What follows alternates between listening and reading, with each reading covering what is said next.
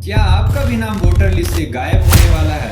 और क्या ये बीजेपी की नई स्ट्रेटेजी है अपना वोट बैंक बढ़ाने के लिए? ऐसे कई सवाल आपके और हमारे मन में आ रहे हैं जब से हमने ये एसआईआर यानी कि स्पेशल इंटेंसिव रिवीजन का नाम सुना है। और एसआईआर होने से कुछ सरकारों को इतनी तकलीफ क्यों सता रही है, तो चलिए आज के इस वीडियो में जानते हैं इन सारी बातों की सच्चाई। तो नमस्कार दोस्तों, मैं हूं आयुष और चलिए मेरे साथ एक इन्फॉर्मेटिव जर्नी पे जहां हम इन सारे मुद्दों पे करेंगे गहराई से बात। ये न्यूज वापस से इसलिए जरूरी है क्योंकि चुनाव आयोग ने हाल ही में 4 नवंबर को ये अनाउंस किया है कि एसआईआर का 2.0 यानी कि इस एक्सरसाइज का सेकेंड फेज 12 स्टेट्स और यूनियन टेरिटरीज में कंडक्ट किया जाएगा। लेकिन पहले जानते हैं कि ये मुद्दा चर्चे में आया कैसे। तो आइए सबसे पहले समझते हैं कि ये एसआईआर होता क्या है। ये एक ऐसी पावर है जो इलेक्शन कमीशन ऑफ इंडिया यानी कि चुनाव आयोग को दी जाती है ताकि जो भी मतदाता सूची है उनकी बड़े पैमाने पर संशोधन की जा सके। बेसिकली देखा जाए तो इस एक्सरसाइज का कराने का उद्देश्य मात्र ये जानना होता है कि वोटिंग के दौरान कौन लोग वोट देने लायक हैं और कौन नहीं है।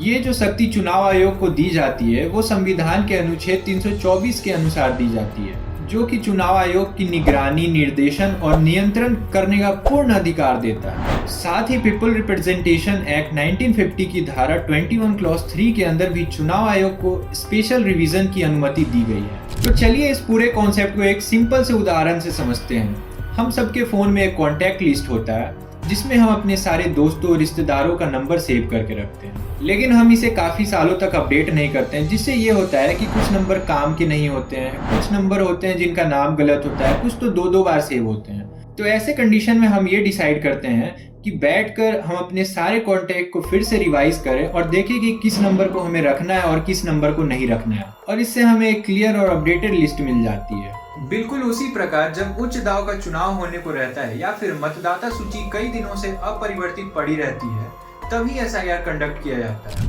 इसके लिए नए फॉर्म्स भरे जाते हैं। हाउस वेरिफिकेशन के लिए बूथ लेवल ऑफिसर्स के द्वारा घर घर जाकर सत्यापन किया जाता है और डॉक्यूमेंट वेरिफिकेशन भी होती है। इन सब के आधार पे जो लोग योग्य हैं उनका नाम सूची में जोड़ दिया जाता है और जो लोग योग्य नहीं है उनका हटा दिया जाता है।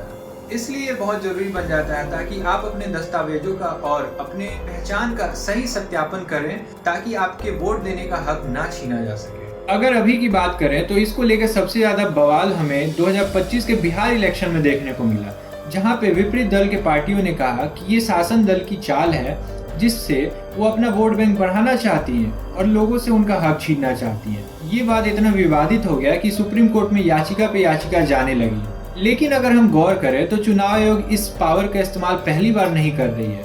1950 से अभी तक ये 9 बार हो चुकी है और बिहार में रिवीजन की बात करें तो इससे पहले 2003 में भी हो चुकी है।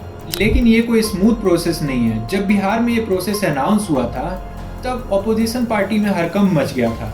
जो मुख्य आरोप लगाए जा रहे थे वो ये थे कि बीजेपी सरकार वोटर लिस्ट में से उन कम्युनिटी का नाम हटाना चाहती है जो उनके लिए फेवरेबल नहीं है। बिहार में इस प्रोसेस के अंतर्गत 4 लाख वोटर्स का नाम हटा दिया गया था और ऑपोजिशन पार्टी का ये कहना था कि बीजेपी चुनाव आयोग से मिलकर एक फ्रॉड कर रही है ताकि वो इलेक्शन जीत सके। राहुल गांधी, तेजस्वी प्रताप यादव जैसे बड़े बड़े नेता इसके खिलाफ अपनी आवाज उठाने लगे कि कैसे बीजेपी सरकार लोकतंत्र को तोड़ने की कोशिश कर रही है। और सिर्फ बिहार में ही नहीं बल्कि दूसरे स्टेट जैसे कि तमिलनाडु और वेस्ट बंगाल के भी लीडर्स इसका विरोध कर रहे हैं। तमिलनाडु के चीफ मिनिस्टर ने तो इसे वोट चोरी तक करार दिया। वेस्ट बंगाल के भी पॉलिटिकल लीडर का कहना है कि देखने में भले ही ये रिवीजन घुसपैठियों और फेक वोटर्स का नाम वोटर लिस्ट से हटाने के लिए किया जा रहा है, लेकिन असल में बीजेपी इसे मुस्लिम वोटर्स को टारगेट करने के लिए और सोसाइटी को डिवाइड करने के लिए कर रही है। एक कंसर्न डॉक्यूमेंट रिलेटेड भी है, क्योंकि कुछ लोग ऐसे भी हैं जिनके पास डॉक्यूमेंट नहीं है जिसके कारण वो वेरिफिकेशन नहीं करा पाए। जैसे कि कई बार ऐसा होता है कि जो माइग्रेंट वर्कर हैं वो दिल्ली में काम कर रहे हैं तो उनका Aadhaar card residence of Delhi ही शो करता है, लेकिन वो रहते हैं तो बिहार के हैं, और इन सब चीज़ों की वजह से सत्यापन में दिक्कत आती है। साथ ही रिवीजन के लिए 2002 से 2004 के मतदाता सूची का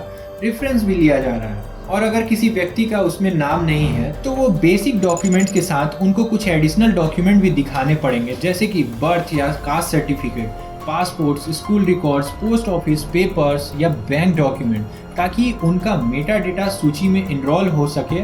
इसमें वो लोग भी आते हैं जो रेफरेंस ईयर के बाद पैदा हुए हैं और वोट देने के लिए एलिजिबल भी हैं। साथ ही जब ये एक्सरसाइज बिहार में कंडक्ट कराई गई थी तो वहाँ पे कुछ डॉक्यूमेंट्स को लिस्ट से हटा दिया गया था, जो कि आधार कार्ड और मनरेगा कार्ड था। इसकी वजह से कई लोगों को बहुत परेशानियों का सामना भी करना पड़ा, लेकिन सुप्रीम कोर्ट के आदेश के बाद इन सब चीज़ों को जोड़ दिया गया वापस।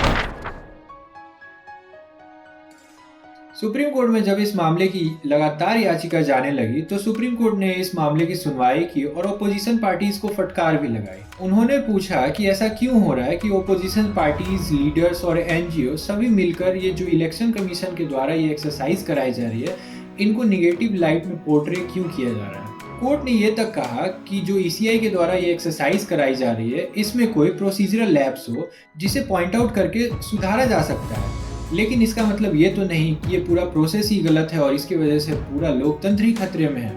हमारे पास पहले से ही योग्य मतदाताओं की मतदाता सूची है और ये प्रक्रिया उसी सूची का संशोधन करने के लिए करी जा रही है। 26 नवंबर को की गई सुनवाई के आधार पर सुप्रीम कोर्ट ने ये कहा कि आधार कार्ड कोई नागरिकता का प्रमाण नहीं है और चीफ जस्टिस ने यह भी कहा कि फॉर्म 6 को बिना जांच किए ही स्वीकार करना जरूरी नहीं है। इसी पे याचिकाकर्ताओं की तरफ से कपिल सिब्बल ने कहा कि एसआईआर से आम मतदाताओं पर बोझ बढ़ेगा और उनका नाम गलत तरीके से भी हट सकता है। कोर्ट ने इसका जवाब देते हुए कहा कि मतदाता सूची में से नाम हटाने से पहले आपको नोटिस देना पड़ेगा। इलेक्शन कमीशन को पूरा हक है मतदाता सूची को सही करने का। सुप्रीम कोर्ट ने अलग अलग राज्यों की याचिकाओं पर सुनवाई की तारीख भी तय की है, जैसे केरला को 2 दिसंबर, तमिलनाडु को 4 दिसंबर और वेस्ट बंगाल को 9 दिसंबर।